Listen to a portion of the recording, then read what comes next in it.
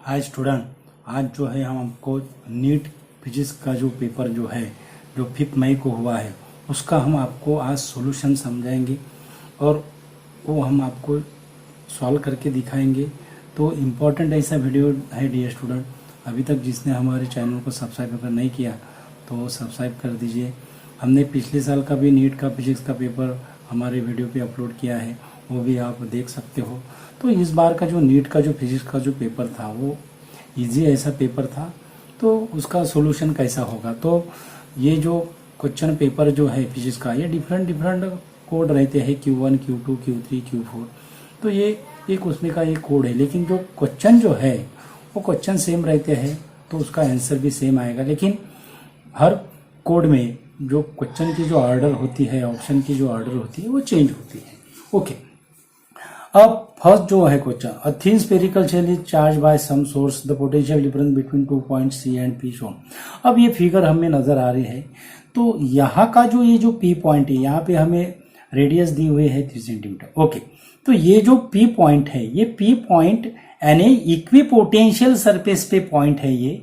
तो यहाँ का पोटेंशियल और यहाँ का पोटेंशियल सेम है, that is the P point is lies on the equipotential surface, so the potential difference between C and P point it is equal to 0। तो इसका जो आंसर जो आएगा वो आंसर आएगा 4, that is 0। ओके, उसके बाद जो सेकंड जो है ये सेमीकंडक्टर जो चैप्टर है सेमीकंडक्टर डिवाइसेस, उस पर हमें पूछा गया था। तो output of the given logic gate is similar to output of an, यानी हमें ये आउटपुट क्या आएगा, यानी y का जो इक्वेशन है, कौन से गेट का इक्वेशन y रिप्रेजेंट करेगा। तो हमें जो कॉम्बिनेशन होती है वो कॉम्बिनेशन 0 0 0, ये कॉम्बिनेशन यूज न करके हम एक सिंपल ऐसी ट्रिक्स हम आपको समझाएंगे कि इससे विद इन 1 मिनट में आप इसको सॉल्व कर सकते हो। तो वो कैसी ट्रिक्स है, सिंपल ऐसी ट्रिक्स है। तो ये नैंड गेट है, ये नॉर गेट है, इसका ये शॉर्ट किया है, यानी this NAND gate and NOR gate is acts as a NOT gate.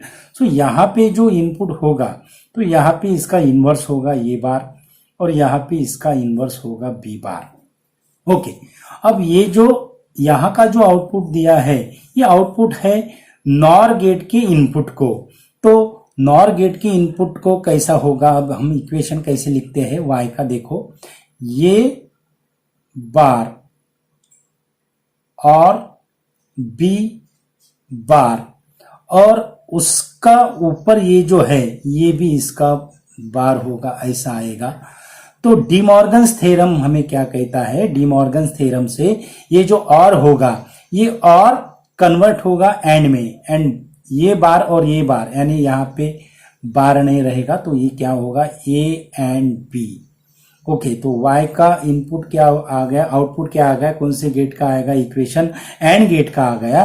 तो इसका जो ऑप्शन होगा ये ऑप्शन आएगा हमारा एंड गेट। ओके, उसके बाद ये जो क्वेश्चन है, if the monochromatic source in Young's double slit experiment is replace by white light, यानी मोनोक्रोमेटिक सोर्स अगर पॉलीक्रोमेटिक सोर्स में अगर हम कन्वर्ट अगर कहते हैं तो इंटरफेरेंस पैटर्न प्रोड्यूस होगा या नहीं होगा। तो इसका सिंपल ऐसा आंसर है कि इंटरफेरेंस पैटर्न प्रोड्यूस होता है, यानी इसका जो ऑप्शन है इंटरफेरेंस पैटर्न विल डिसअपीयर, ये कैंसिल हो जाएगा, यानी हमारा ऑप्शन रहेगा 2, 3, 4 से। अब हमें पता है अगर व्हाइट लाइट यानी पॉलीक्रोमेटिक लाइट है, it consist of the 7 colour. So हमारी जो फ्रिंजेस रहेंगी वो फ्रिंजेस रहेंगी कलर्ड फ्रिंजेस, यानी यहाँ पे जो all bright fringes will be equal with जो रहेगा ये भी ऑप्शन कैंसिल होगा, सिर्फ हमारा ऑप्शन आएगा फिर 2 और 3 से। अब हमें पता है जो सेंट्रल का जो ब्राइट फ्रिंजेस रहेगा, क्योंकि all the views meet at in phase at the centre, so central का जो बैंड रहेगा, फ्रिंज रहेगा, वो क्या रहेगा, ब्राइट रहेगा यानी व्हाइट रहेगा, और उसके सराउंडिंग जो फ्रिंजेस रहेंगे वो कलर्ड रहेंगे, यानी हमारा जो ऑप्शन आएगा वो ऑप्शन आएगा there will be central white fringe surrounded by the few colour fringes, यानी हमारा जो ऑप्शन आएगा वो ऑप्शन आएगा 3। ओके, उसके बाद ये जो सिंपल ऐसा क्वेश्चन है, हमें वर्नियर कैलिपर से, यानी ये जो है हमें लिस्ट काउंट का एग्जाम्पल दिया हुआ है, सिंपल ऐसा है। तो वर्नियर कैलिपर के n+1 division of vernier scale coincide with the n division of main scale, और मेन स्केल डिवीजन हमें दिया हुआ है 0.1 मिलीमीटर, और वर्नियर कांस्टेंट हमें निकालने को कहा है, वर्नियर कांस्टेंट या लीस्ट काउंट। तो उसका फॉर्मूला जो होता है, ये देखिए फॉर्मूला क्या है, 1 MSD माइनस 1 VSD। ओके, ये जनरल फॉर्मूला होता है 1 MSD माइनस 1 VSD। MSD यानी मेन स्केल डिवीजन, VSD यानी वर्नियर स्केल डिवीजन। तो हमारे इक्वेशन के न्यूमेरिकल के हिसाब से कंडीशन कैसी होगी, n+1 vernier scale division coincide with the n main scale division. Okay, तो उस पर से हमें मेन स्केल डिवीजन दिया हुआ है, यानी हमारा एम क्या होगा, वर्नियर स्केल डिवीजन को मेन स्केल डिवीजन में कन्वर्ट करना है। यानी ये जो है यहां से हम निकालेंगे वर्नियर स्केल डिवीजन की वैल्यू, और वर्नियर स्केल डिवीजन की वैल्यू क्या आएंगी, n/n+1। तो यहाँ पे हमने ऐसा इसमें तो उसको अगर हमने सॉल्व अगर किया तो n+1 क्या आएगा, डिनोमिनेटर में आएगा, यानी हमारा ऑप्शन जो भी आएगा वो n+1 डिनोमिनेटर में आएगा। तो कौन से ऑप्शन में n+1 डिनोमिनेटर में है, यानी 2 इसमें क्या है, हमारा ऑप्शन जो रहेगा वो 2 होगा, यानी ये जो है ये 2 होगा, क्योंकि n+1 जो है वो डिनोमिनेटर में आ रहा है। और हमने सॉल्व अगर किया 0.1 मिलीमीटर का सेंटीमीटर कितना होगा, 0.01 होगा, यानी 0.01 यानी 1/100, यानी हमारा जो ऑप्शन आएगा वो 2 होगा। ओके, उसके बाद maximum elongation of steel wire of 1 metre length if the elastic limit of steel and its Young's modulus are. Elastic limit यानी मैक्सिमम स्ट्रेच दी हुई है 8 × 10⁸ एंड 2 × 10⁻11 यंग्स मॉडुलस की वैल्यू है। सिंपल ऐसा प्रॉब्लम है, सिंपल फॉर्मूला इसमें use किया है, यानी एलोंगेशन यानी स्मॉल एल की वैल्यू निकालना है। तो उसका जो आंसर जो आएगा वो आंसर आएगा, ये यहाँ पे 4 हो जाएगा। उसके बाद 8 - 11 यानी 4 × 10⁻³ मीटर, यानी वो होगा हमारा 4 मिलीमीटर, यानी इसका जो ऑप्शन जो आएगा वो आएगा 4 मिलीमीटर।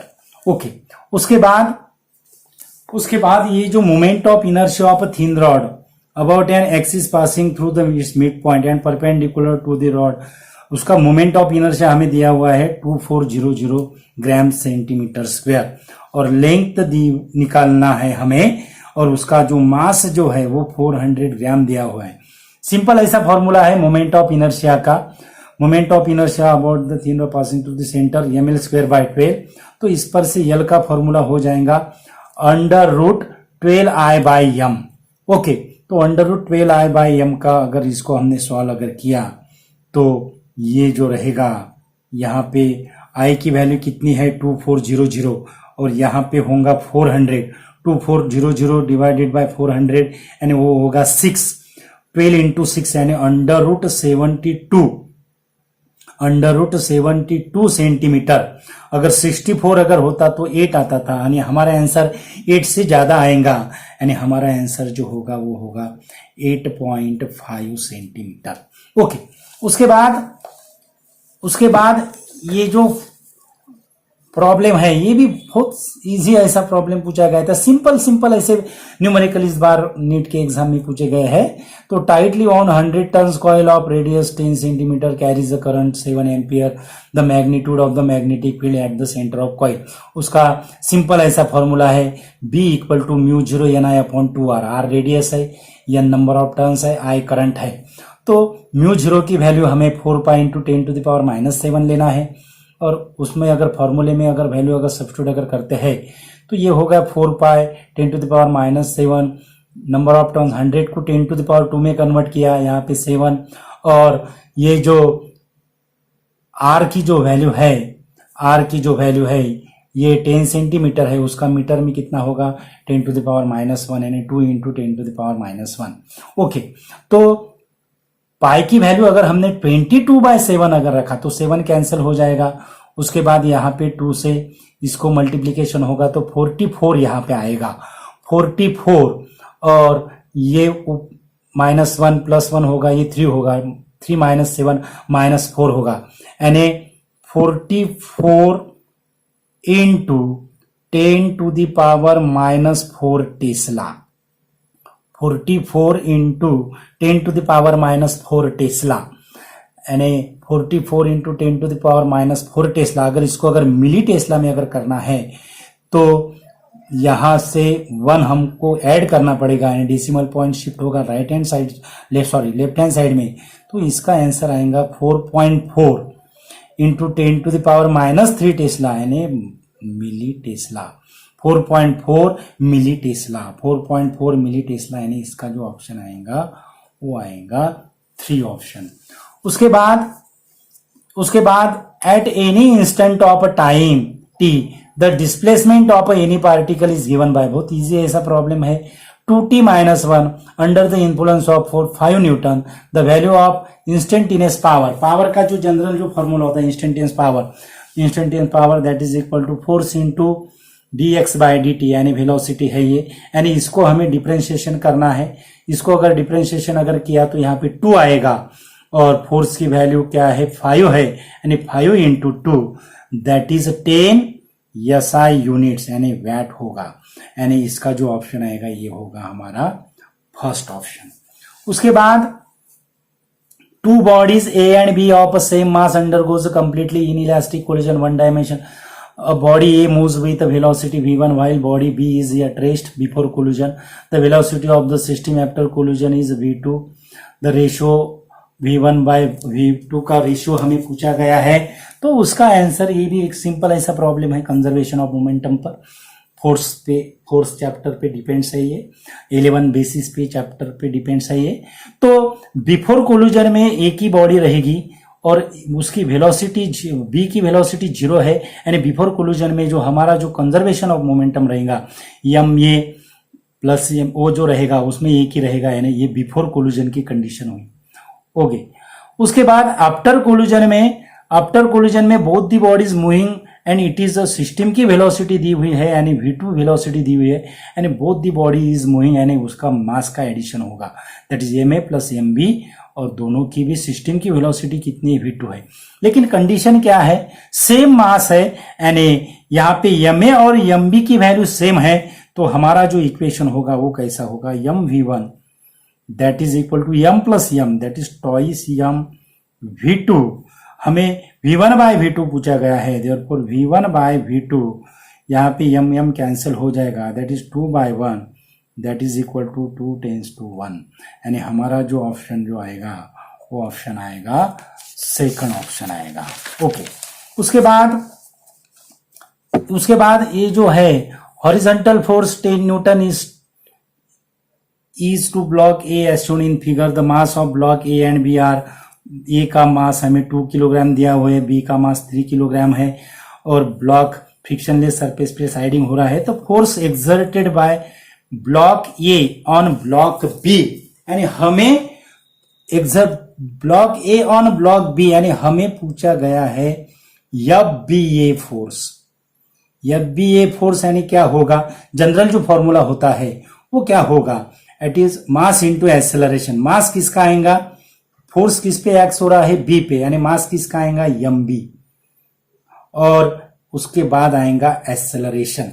अब एक्सेलरेशन का जो जनरल जो फॉर्मूला होता है हमारा, acceleration that is equal to force upon mass. लेकिन यहां पे जो एक्सेलरेशन, ये जो एक्सेलरेशन है कंप्लीट सिस्टम का रहेगा, तो उसका जो सिंपल ऐसा फॉर्मूला होगा ये that is equal to F upon M A plus M B, यानी 2 प्लस 3 5, और एफ की वैल्यू कितनी दी हुई है 10 न्यूटन, यानी यहाँ पे ए की वैल्यू कितना आया है 2 आया है, 2 मीटर पर सेकंड स्क्वायर। तो मास कितना है 3 है, 3 इंटू 2 दैट इज 6 न्यूटन, यानी इसका जो आंसर जो आएगा वो आंसर आएगा 6 न्यूटन। उसके बाद mass of planet, gravitation chapter पे ये प्रॉब्लम था। Mass of planet is 1/10 of that of the earth and its diameter is half that of the earth, the acceleration due to it's gravity, यानी जी का हमें जी की value हमें निकालना है प्लैनेट की। तो सिंपल ऐसा फॉर्मूला है, G equal to small G equal to GM upon R square. तो मास ऑफ प्लैनेट क्या है 1/10 है, तो यहाँ पे आएगा 1/10। अब DP equal to half of D आएगा। So D by D P कितना होगा, 2 होगा, 2 का स्क्वायर होगा 4, यहां पे आएगा, यानी ये होगा 0.4, 0.4 इंटू जी की वैल्यू कितनी होती है, 9.8 होती है, यानी इसका जो आंसर आएगा वो आएगा 3.92 मीटर पर सेकंड स्क्वायर, यानी इसका जो ऑप्शन होगा वो ऑप्शन होगा 4 ऑप्शन। ओके, उसके बाद ये consider the following statement A and B, identify the correct for a solar cell. First statement क्या है, for a solar cell the IV characteristics lies in the fourth quadrant of the given graph. Solar cell को हम photovoltaic cell भी कहते हैं, और उसका अगर ग्राफ अगर देखा जाए IV यानी करंट वोल्टेज कैरेक्टरिस्टिक्स का ग्राफ, तो उसका जो ग्राफ है वो ऐसा ग्राफ आता है, ऐसा आता है ग्राफ, हमारे टेक्स्ट बुक्स में भी दिया हुआ है। तो सोलर सेल का जो ग्राफ है वो फोर्थ क्वाड्रेंट में, यानी ये जो स्टेटमेंट है ये करेक्ट है। उसके बाद बी स्टेटमेंट क्या है, in a reverse bias PN junction diode the current measured in micro ampere, small current है, is due to majority charge carrier. ये स्टेटमेंट गलत है, क्योंकि रिवर्स बायस पीएन जंक्शन में जो करंट जो प्रोड्यूस होता है वो माइनॉरिटी चार्ज कैरियर से प्रोड्यूस होता है, क्योंकि वो स्मॉल वैल्यू का करंट रहता है, उसको हम लीकेज करंट कहते हैं। तो बी ऑप्शन है, बी जो स्टेटमेंट है ये इनकरेक्ट है। तो हमारा ऑप्शन क्या आएगा, A is correct, B is incorrect. A is correct, B is incorrect. Both A and B जो रहेगा वो उसका हम कैंसिल करेंगे, ये भी कैंसिल हुआ, ये भी कैंसिल हुआ। हमारा ऑप्शन 1 और 2 में से आएगा A is correct, B is incorrect. A is correct, B is incorrect, यानी हमारा ऑप्शन जो आएगा वो होगा 1। ओके, उसके बाद a thin flat circular disc of radius 4.5 centimeter is placed gently over the surface of water if surface tension of water is 0.07 Newton per meter, then the excess force। Simple ऐसा formula है force का, tension का, T equal to F upon L, so F equal to T into L. Okay, तो यहाँ पे L का जो रहेगा वो लेंथ रहेगी सर्कुलर डिस्क की, and it is equal to circumference, तो यहाँ पे 2πr। ओके, तो उसका अगर कैलकुलेशन अगर किया, पाई की वैल्यू अगर हमने 22/7 अगर ली तो 7 कैंसिल हो जाएगा, यहाँ पे 44 इंटू 4.5 यानी वो होगा 198 इंटू 10⁻⁻⁴, और उसके बाद ये आएगा हमारा 9.8 मिली न्यूटन, यानी इसका ऑप्शन 1 आएगा। उसके बाद ये जो है 1 सोलेनाइड और 2 सोलेनाइड, और ये जो मैग्नेट है it is moves towards the solenoid 2, यानी यहाँ पे अट्रैक्शन हो रहा है। ओके, तो अट्रैक्शन यानी यहाँ का जो करंट जो रहेगा वो करंट ये करंट से डिफरेंट होने को ना। ओके, अगर इट इज मूव्स टूवर्ड्स तो यहाँ का करंट यहाँ से डिफरेंट रहेगा। तो फर्स्ट ये सोलेनाइड है और इंड्यूस करंट यहाँ पे हुआ, ये कंडक्शन करंट है, ये इंड्यूस करंट है। तो इंड्यूस करंट की डायरेक्शन और कंडक्शन करंट की डायरेक्शन कैसी होगी ये हमें पूछा है। तो मैग्नेट कहाँ अट्रैक्टेड हो रहा है, सोलेनाइड 2 से, तो डायरेक्शन कौन सी सोलेनाइड में करंट के अपोजिट होगी, सेकंड सोलेनाइड में, यानी यहां से अगर ये भी डायरेक्शन से मूव हो रहा है करंट, तो यहां से अपोजिट डायरेक्शन यानी डीसी डायरेक्शन से करंट को मूव होना चाहिए, यानी हमारा ऑप्शन आएगा ये बी एंड डीसी, यानी इसका ऑप्शन जो होगा वो फर्स्ट ऑप्शन होगा। ओके, उसके बाद particle moving with uniform speed in circular path maintain. हमें पता है जो वेलोसिटी जो है वो मैग्नीट्यूड में कांस्टेंट होती है, लेकिन उसकी डायरेक्शन डिफरेंट होती है, यानी velocity is not in constant. तो कांस्टेंट वेलोसिटी वाला जो ऑप्शन है उसको हम कैंसिल करेंगे।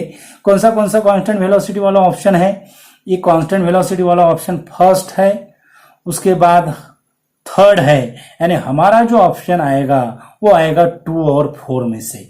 लेकिन वेलोसिटी अगर कांस्टेंट नहीं है तो एक्सेलरेशन भी कांस्टेंट नहीं होगा, यानी हमारा जो ऑप्शन आएगा वो ऑप्शन होगा वेरिंग वेलोसिटी वेरिंग एक्सेलरेशन, यानी हमारा जो ऑप्शन होगा वो ऑप्शन होगा 4। ओके, उसके बाद 16 जो क्वेश्चन था बहुत इजी ऐसा क्वेश्चन था, quantity which have the same dimension as those of solid angle are, यानी सॉलिड एंगल जो है उसकी जो डायमेंशन है it is a dimensionless quantity. अब कौन से पेयर जो नीचे दी हुई कौन सी पेयर ये डायमेंशन लेस है, तो हमें नजर आ रहा है स्ट्रेस को डायमेंशन होती है, एंगुलर स्पीड को भी डायमेंशन होती है, यानी 2 और 4 हमारा ऑप्शन कैंसिल हुआ, 1 और 3 बचा है। स्ट्रेन डायमेंशन लेस है, लेकिन आर्क है, आर्क को डायमेंशन होती है, लेंथ ऑफ आर्क बोलते हैं हम उसको, मीटर है। लेकिन फर्स्ट जो है स्ट्रेन एंड एंगल, स्ट्रेन भी डायमेंशन लेस है, एंगल भी डायमेंशन लेस है, यानी हमारा जो ऑप्शन आएगा वो होगा 1 ऑप्शन। ओके, उसके बाद ये जो है given below are 2 statement, one is label as assertion and other is label as a reason. तो असर्शन हमें क्या दिया हुआ है, the potential V at any axial point at 2 meter distance from center of the dipole of a dipole moment vector P of a magnitude 4 into 10 to the power minus 6 centimeter is equal to plus minus 9 into 3 volt दिया हुआ है।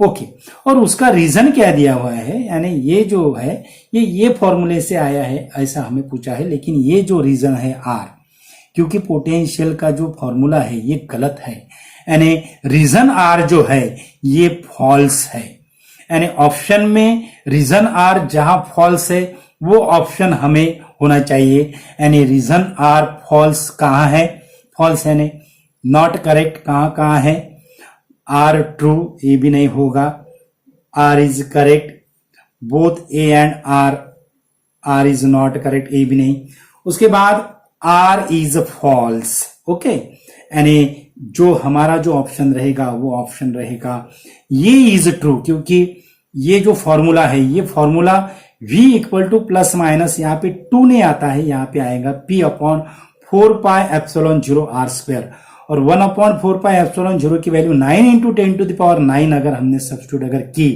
और यहाँ पे अगर हमने 4 into 10 to the power minus 6 अगर किया, और 2 का स्क्वायर होगा 4 4 4 कैंसल, यानी यहां पे जो हमारा जो फॉर्मूला जो आएगा असर्शन जो हमने कहा है वो इतना ही आएगा 9 इंटू 10 टू द पावर 3, यानी ये करेक्ट है ये इनकरेक्ट है, यानी हमारा ऑप्शन जो होगा वो ऑप्शन होगा 3 ऑप्शन।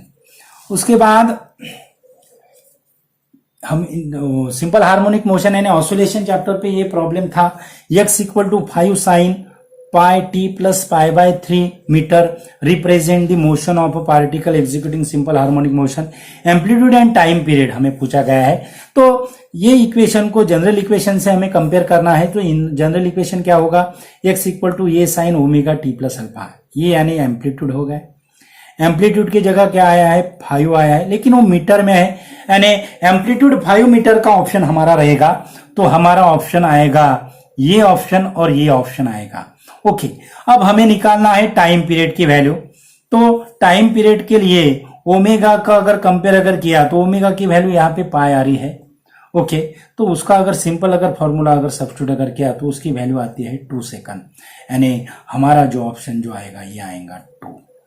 ओके, उसके बाद ये भी बहुत सिंपल ऐसा प्रॉब्लम था, इनिशियल स्पीड दिया हुआ है, टेंशन दिया हुआ है, speed become 2 omega, keeping the same radius the tension in the string becomes, यानी mr ओमेगा स्क्वायर का फॉर्मूला हमें यूज करना है, r कांस्टेंट रखना है, यानी tension is directly proportional to omega square होगा। तो T2 बाई टी अगर किया तो T2 यानी ट्वाइस ओमेगा, उसका स्क्वायर 4 ओमेगा बाय ओमेगा, यानी ओमेगा स्क्वायर कैंसिल होगा, यानी T2 इक्वल टू 4t, यानी हमारा ये ऑप्शन आएगा।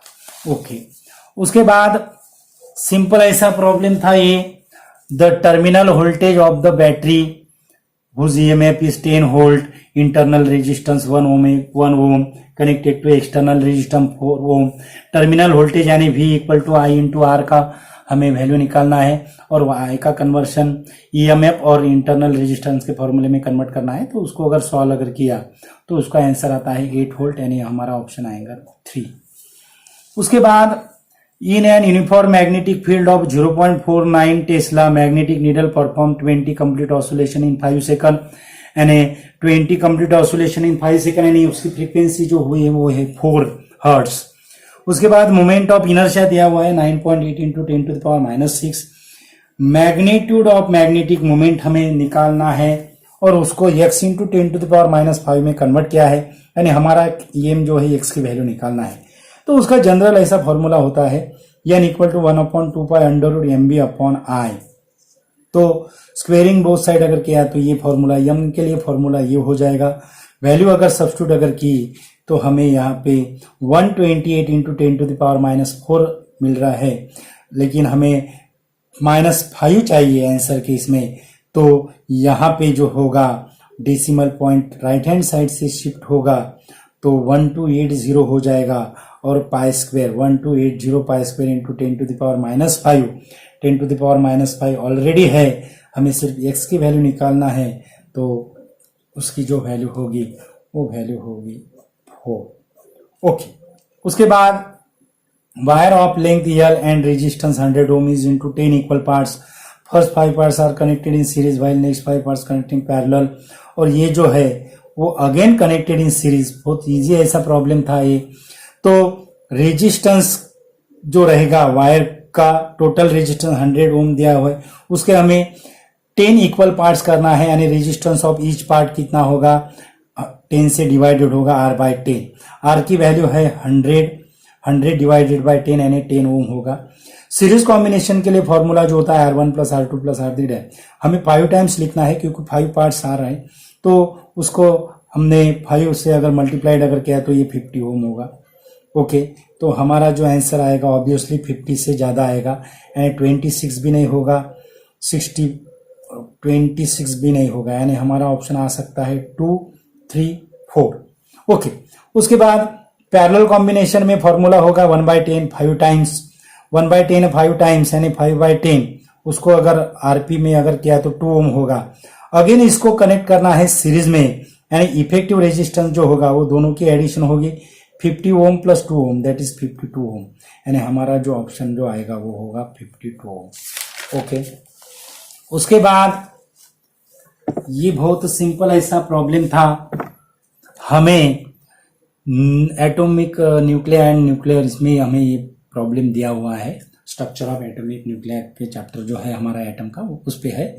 तो एक एलिमेंट दिया हुआ है, उसको हमें उसका एटॉमिक नंबर, यानी अगर अल्फा पार्टिकल अगर इमिटेड अगर करते हैं तो मास नंबर 4 से डिक्रीज होगा, एटॉमिक नंबर 2 से डिक्रीज होगा, यानी यहाँ पे आएगा हमारा 286 और यहाँ पे होगा 80। ओके, उसके बाद हमें पता है यहाँ पे पॉजिट्रॉन इमिटेड हुआ है, यहाँ पे निगेटिव बीटा डीके है और यहाँ पे इलेक्ट्रॉन है। हमें पता है पॉजिट्रॉन और negative beta decay, positive beta decay में मास नंबर अनचेंज होता है, सिर्फ एटॉमिक नंबर क्या होगा चेंज होगा। यानी हमारा जो ऑप्शन जो आएगा क्यू का जो एटॉमिक मास नंबर जो होगा वो 280, वो क्या होगा 286, नॉट 284, 286। 4 इसमें सब्सट्रैक्शन करना है तो 286 होगा। ओके, तो हमारा ऑप्शन क्या आएगा 286 होगा। 286 का मास नंबर का ऑप्शन हमारा आंसर आएगा। ये इसमें 286 है और इसमें 286 है, यानी ये भी हमारा ऑप्शन नहीं है, ये भी हमारा ऑप्शन नहीं। 2 और 4 में से हमारा ऑप्शन रहेगा।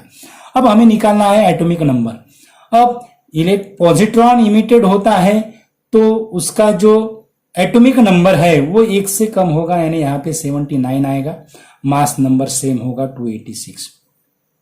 निगेटिव बीटा डीके है, निगेटिव बीटा डीके में एटॉमिक नंबर 1 से इंक्रीज होता है, 1 से क्या होगा इंक्रीज होगा, और यहाँ पे आएगा 286। ओके, और यहाँ पे इलेक्ट्रॉन है, इलेक्ट्रॉन अगर इमिटेड होता है तो यहाँ पे 1 से यहाँ पे डिक्रीज हुआ है, सॉरी यहाँ निगेटिव बीटा डीके, निगेटिव यानी 1 से इंक्रीज होगा। ओके, और यहाँ पे भी निगेटिव यानी इलेक्ट्रॉन इमिटेड हो रहा है, यहाँ पे भी 1 से क्या होगा इंक्रीज होगा, यानी यहाँ पे 81 आएगा और ये होगा 286, यानी हमारा जो ऑप्शन जो आएगा वो होगा 4 ऑप्शन। ओके, उसके बाद the graph we shows the variation of 1/λ, lambda यानी डी ब्रोगली वेवलेंथ है और काइनेटिक एनर्जी दी हुई है, यानी मोमेंटम जो रहता है उसमें काइनेटिक एनर्जी का फॉर्मूला जनरल फॉर्मूला होता है E = p²/τ/m। इसको अगर लैम्बडा और h के इसमें अगर कन्वर्ट अगर किया तो हमें मिलेगा E is proportional to 1/λ², यानी ई डायरेक्टली प्रोपोर्शनल टू 1/λ², और E is inversely proportional to λ²। अगर यहाँ पे अगर λ² अगर होता था और यहाँ पे ये अगर होता था तो हमारा ऑप्शन ये आता था, लेकिन यहाँ पे 1/λ² है तो हमारा जो ऑप्शन आएगा ग्राफ क्या होगा, स्ट्रेट लाइन होगा, क्योंकि डायरेक्टली प्रोपोर्शनल रिलेशन है तो उसका ऑप्शन आएगा 4। ओके, ये बहुत सिंपल ऐसा प्रॉब्लम था। थर्मोडायनेमिक सिस्टम दी हुई थी, उसमें बाद हमें साइकिल दी हुई ABCD और वर्क डन पूछा गया है BC का। सिंपल ऐसा इसका आंसर है, BC जो पाथ है, BC का जो पाथ है उसमें वॉल्यूम जो है कांस्टेंट है, और जहां पे वॉल्यूम कांस्टेंट है यानी यहाँ पे अगर हमें DA अगर पूछा जाता उसका भी आंसर वॉल्यूम कांस्टेंट है। If volume is constant there is no work done, यानी इसका जो ऑप्शन आएगा वो होगा 0। अगर BC के जगह हमें DA भी पूछा जाता उसका भी आंसर हम 0 ही लिखते थे, लेकिन AC और DC और AB अगर पूछा जाए तो उसका आंसर क्या होता था, फिर प्रेशर कांस्टेंट रहेगा, यानी 300, और उसके बाद ये जो होगा वॉल्यूम का हमें सब्सट्रैक्शन करना होता था, दैट इज उसका आंसर 900 के करीब करीब होता था, लेकिन उसका 300 इंटू 10⁻⁻⁶, यानी उसका जो आंसर जो होता था, ये आंसर करीब करीब ये होता था। किलो पास्कल का भी कन्वर्शन हमें पास्कल में करना होता था। ओके, तो उसका 0 आंसर है। न्यूमेरिकल बाकी है, ये भी हम अगले पार्ट में समझाएंगे। तो थैंक यू सो मच, आप जो है हमें बहुत अच्छा रिस्पॉन्स दे रहे हो। Thank you so much.